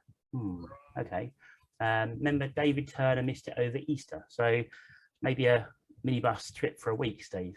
I'll leave that with you. Yeah. I can sort something out. I'm sure I can. And we've got very quickly again, we've got some viewers' pictures that have been sent in, which is really great. So thank you very much to everyone for sending them in. First up, if my computer will load it, here we go. We've got a picture from Richard Chew, and this is nice. That's cracker. Lovely, yeah, lovely nightingale. And this was taken, hold on, I think he said, yeah, it was Danbury Common. Ah, yeah, Danbury Common's a hotspot for nightingale. Yeah, really, really. I've not birded there before. Is it worth a visit? Yes, yeah. I mean, we're a little bit like lucky because we've got Fingering O and Aberton for nightingales and Rabness. But if you're ever passing, through Danbury, Danbury Common's good. Okay, and just got a few pictures from Jan as well. So thanks for sending them in, Jan. We've got just going to run through the birds briefly. So we've got yellow wagtail, nice. Little ring plover. We've got a lovely chiffy, a pair of red-crested potchard. They were at Hanningfield, I think. There's a few there at the moment, and a blue tit, which is always nice to see. A blue tit on blossom, which is lovely. That's really nice. And a black-necked grebe as well. So can't say where that is, but that's a stunning bird, isn't it? Beautiful. Yeah, that's we've seen obviously lots of people taking photographs, but of course, don't forget there's still chance to enter the spring photographic competition. Absolutely. That was almost professional then, wasn't it? It was like. It was, and to be fair, if I was equally as professional and actually got it ready, we could seamlessly have linked, but now I'm going to just talk and talk and talk until I've got it ready, which is about to happen anytime now. Now, this is the advantage of doing it recorded, because we could cut out all that and we could just go seamlessly to it, and everyone would watch us recorded and think, blimey, they know what they're doing. But as it is, you get to see the real deal now, and the fact that we don't know what we're doing. Right, hold on. let's close this down. My fault, because we weren't going to mention the photographic competition until a little bit later on. By the time I got it out, the competition will have finished, actually. Right, here we go. Ebbs Bird Photography Competition, Spring 2022. So basically the idea behind this, send in your photographs, 3 photos per person maximum, please. So you can wait till nearer the end to send them in if you want to. They've got to have been taken in Essex between the 1st of March and the 15th of May, I think it is. Yeah, 15th of May. Anything bird related. It can be a picture of a bird, some birds, a bird's nest, a bird in the sky, anything. It can be arty, it can be taken on a phone, a camera, a digiscope, anything at all. Just please send in your best 3 pictures, and then a team of us will choose our favorites, and then once we've done that, we put it all on social media and everyone gets to vote, and there's quarterfinals and semi-finals and final, and the winner gets a picture, framed picture of their photo and a certificate, and I'll come around and present it if you live close by, and if you live a long way away, Steve's going to come around and present it, and we'll get a picture of you holding your photo, and we'll put it on the website, and it'll all be fun. So get involved, it's good fun, and we really enjoy judging it, and you guys get to see lots of lovely photos. So yeah, excellent. There you go. Well done. Now, what we were going to go on to before, I think it was Bird of the Month, because we missed something out, haven't we? We did. We missed Bird of the Month, didn't we? We did miss Bird of the Month. Now, when we were doing all our sightings, people are probably watching and thinking, you're not talking about the bird that we should be talking about. So let's put it on the screen, he says seamlessly again. And here we go. Bird of the month is a tufted duck on the left-hand side there. What a beautiful bird that is. A male tuft. No, it's not. Of course it's not. What's the bird of the month, Steve? It's a male Leicester Scorp that frequented Abberton for, I suppose it was there, what, a couple of weeks, maybe? Yeah. Yeah. I think it was last seen in fact, it was last seen on the Black Kite Day, I think on the 14th. Yeah, it was. Yeah. I saw it in the morning, and then it moved to the Breton Causeway, didn't it, in the evening, and then after that, not been seen since. So no, there's a bit of a story behind the finding of this as well, isn't there? Do you know what? I don't know, because I've been away. So I'll let you. Okay. So basically, what I think the story is that Darryl Rhymes was scanning a flock of tufties and with a few scorp and so on.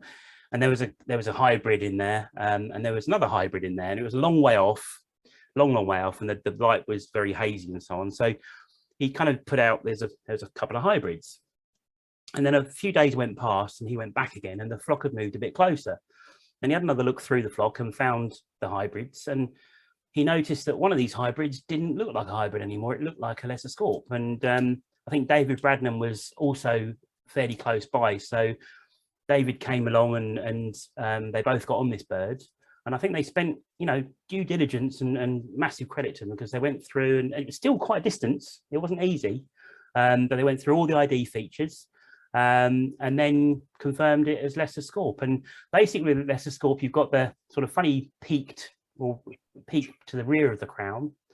There's a very small nail on the bill. It's a good comparison shot, this actually, with the tufty. So much smaller nail on the bill. And then the vermiculation on the back of the bird is beautiful. It's kind of paler grey on the mantle, and it goes darker towards the ends of the wing, towards the primaries. And then the sides of the bird have also got some vermiculation. If I go to the next picture, actually, because the 14th, when it was last seen, it actually was found by David Palash, who's another reasonably local birder. He'd come up to Abberton for the day. And it was found quite close to Breton Causeway. It wasn't that far out, so managed to get some half decent pictures of it. And you can see just on the side here, there's some beautiful vermiculation on the side, and it kind of just looks sort of smudgy, smoky, doesn't it? Yeah, it does. Yeah, that's a cracking. Yeah, that's a cracking shot. That, well done, mate. Yeah, you can just see the shape of the bird as well. So lovely bird. Massive congratulations to Darryl and to David for confirming the identification. Yeah, it was a lifer for me, so I was really pleased with that. And you got to see it when you came back as well, didn't you? Yeah, literally. I went down last Thursday. I was down there at 6 o'clock in the morning, just because I did see that. I did happen to see the last Leicester Scorp at Abberton, but that was like 17. Oh no, what's that? Well, was it 2004? 2003, I think Darryl said. I think around then, yeah. No, 19 years ago. So when I was young, mate. So I can't well remember done. what that feels like, to be fair. That was a great find. That was. So yeah, that gets bird of the month from us. Yeah, definitely. And for me personally, that it's another one of those learning things. So I think now, if I was scanning through a flock and I saw that, I might even just at a glance to think Scorp. Yeah. But having seen it and taken a couple of pics and looked at those, you can see it's smaller and it's different. So I think now when I see a Scorp, yeah, and I know what to look for now as well. It's all very well looking in a book and seeing a picture, but yeah. You can't beat that in the field experience, mate. Definitely. Have we got any questions? So Ron Coulson says, thanks, Matt and Steve. Enjoyable and informative as always. Thanks, Ron. He's probably been watching something else then. He's watching the football. Yeah. And Richard Chew said there were 8 singing male nightingales on his visit to Danbury Common this week. 2 seen, and he saw 2 of them. Also, he had 2 cuckoos, 2 common white throats, plus loads of black caps and chiffchaffs. And he says, note the uppercase. Uppercase. Yeah. So, like it. Very good. Very good. Like it. Like it. Right. So Steve's going to talk about membership now. So we mention this every month, but you know, there's still people out there that aren't members of the Birdwatching Society. So it's the membership's £16 for a year. I mean, it's you know, Matt and I have said about the Essex Bird Report. So there you go. And that's, I mean, to buy that is £10. And then you get Essex Birding magazine, which Matt has got. Hang on a minute. Sorry. Lined up. So you get 2 issues of Essex Birding magazine a year, and it's full of information. There's articles, reports, amazing photography. Yeah, it's just a really good, great publication. And I think they're like, to buy those, they're like £5 each. So yeah. already 20 quid's worth of publications for your £16 membership. So, you know, and then you get a fixture card. It's a lovely sort of fixture card that tells you what's going on, all our events and stuff. I think you can get a car sticker and there's, you know, checkbook and pen, cuddly toy. Yep, tea's made.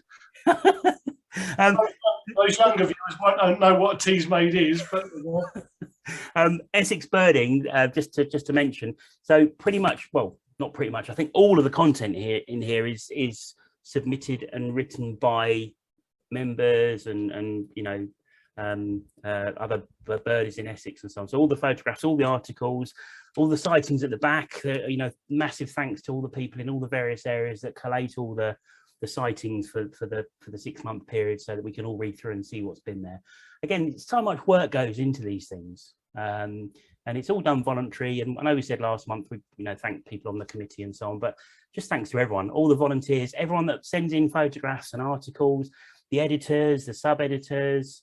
Yeah, Swallowtail Printing, they do the printing. They do a fabulous job, brilliant job. So yeah, thank you. It's huge publications these are. One of the highlights of my birding calendar is when I get home from work and open the door and there's a little brown envelope on the door, and you know what it is. You're like, I don't open it. I bring it upstairs and I put it on the side and I make a cup of coffee, and then I come through and sit down, and then I take a sip of coffee and I open the envelope and I just like.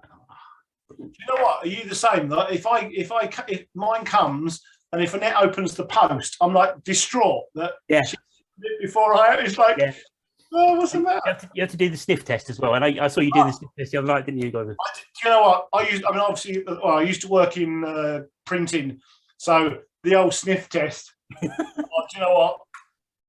I haven't worked in print for 10 years, and that smells good. You haven't forgotten that people are watching us, have you? Oh, no one's watching us. Right, okay. Next month, what are we looking forward to? Yeah. What do you do, Steve? Oh yeah, so surprisingly, I'm off on my travels again. I'm off to Scotland this week, so off to the Isle of Mull for a week, and then I'm pretty much full on for the next month or so. I'm off to Holland when I get home from Scotland, and then the Camargue in the south of France, and then where else am I going? I'm going back to Mull again, and then Shetland, and then Finland. So yeah, busy month for me, but but I'll be back somehow in between trips. We'll fit in another one of these. Was that your best Arnie impression? Yeah, it was. Yeah. I'll be back. I'll be back. Yeah, the Birdinator. Yeah. So yeah, I mean, obviously we've got the photographic competition to announce the winner of. So we need to do that. So we'll work out a date. So we'll announce it on social media or website, or I think we have arranged a date, but I can't think what it is off the top of my head. I can't remember either, actually, to be fair. But yeah, we'll be back in May, definitely. And we'll send out the emails, and as Steve said, it'll be on Twitter, Facebook, it'll be on our website as well. So ebws.org.uk, look at the website, it's got sightings on there, it's got pictures on there, you can put your sightings on there, you can put your pictures on there, you can see all the stuff on there, you can see old versions of this, you get the contact details, the next month's event. So don't forget the coach trip to Carlton Marshes. Let us know if you want to come along to that, because there is space left. It's going to be brilliant. Yeah, please tune in for next month. Thank you. So huge thanks again to Mark for coming on earlier on about the turtle doves. That was really good. Really enjoyed that. So thanks, Mark. And don't forget about Connor's book as well. If you want Connor's book, ebwsconference@gmail.com, ebwsconference@gmail.com, and we'll reply back with further details on that. And like Steve said, enter the photo competition as well. Have we got any last messages or anything, Steve? Let's have a look. What have we got? Sarah Henson Webb says, thanks, Matt and Steve. Great talk. Love the photos from Costa Rica. Oh, lovely. Thank you very much for that. That's very kind. Cheers, Sarah. Thank you. And Ron Furman, thanks, Matt and Steve, for an enjoyable talk. Good images as well. And thanks to Mark Knowers. So, yeah, Mark was brilliant. Yeah. Oh, then I'm just, okay, I can see why you're laughing now. So, thanks, Ron Colson. The football results will follow shortly. Yeah, excellent. Brilliant, lovely. And Richard Cheese said thanks as well. So yeah, huge thanks to everyone. If we missed out anyone's messages, apologies. I don't think there's anything on the emails, so I've remembered to check that, which is good. I think that's it. How are we doing for time? 1 hour 50 minutes. Not bad. Yeah, I mean, the thing with the pre-recorded one is we don't have any of the feedback from anyone. So basically we had 15 minutes of feedback from people. So that's why we're at 10 to 10. So yeah, great. I've enjoyed it. Hope you've enjoyed it. And yeah, I love it. It's nice catching up again. Yeah, definitely. Yeah, excellent. Good to see your photos. Well, next month I'm looking forward to cuckoos, I think. So while you're gallivanting around, I'll be watching cuckoos, hopefully on my local patch. And I've got my white-winged black tern to look out for that Mark's promised me. So I'll be finding out where he lives and knocking on his door if it doesn't turn up. And when I knock on his door, I just need to look up and I'll see something wonderful flying over his garden anyway, won't I? So yeah. If you just report a turtle dove in your garden, it'll be straight round. It'll be round mine. Yeah, brilliant. House. Yeah, exactly. Great stuff. Right. Thanks, everyone. Thanks for everyone that's fed back tonight, and we look forward to seeing you in May. Brilliant. Take care. Be good.